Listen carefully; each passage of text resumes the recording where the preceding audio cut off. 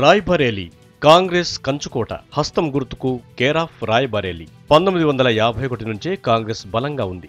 నియోజకవర్గం ఏర్పడిన నాటి నుంచి ఇప్పటి వరకు జస్ట్ 3 సార్లే ఇక్కడ కాంగ్రెస్ ఓడిపోయింది. ఇప్పటికీ రాయ్బరేలీ జనం హస్తాన్ని ఆదరిస్తూనే ఉన్నారు.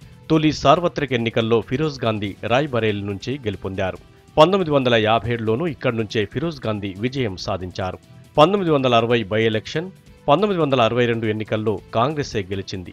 1967లో ఇందిరాగాంధీ ఎంపీగా సక్సెస్ కొట్టారు. 1971లోనూ ఇందిరానే విజయం అక్కున చేర్చుకుంది. 1977లో మాత్రం ఇందిరాకు షాక్ ఇచ్చారు అక్కడి జనం. జనతా పార్టీ నేత రాజ్ నారాయణ్ ఇందిరాను ఓడించారు. 1980 ఎన్నికల్లో అరుణ్ నెహ్రూ విజయం సాధించారు.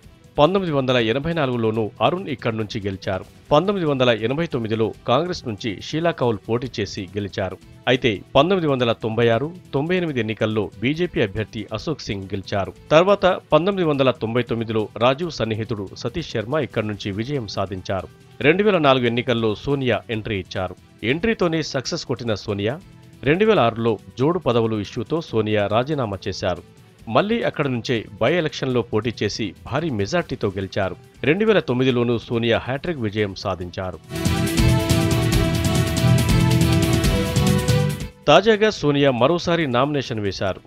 భారీ అంచనాల మధ్య కథన రంగంలో దిగారు. విజయం నల్లేరు మీద నడకే అయినా మార్జిన్ ఎంత అనేదే మిలియన్ ఓటర్ల ప్రశ్న.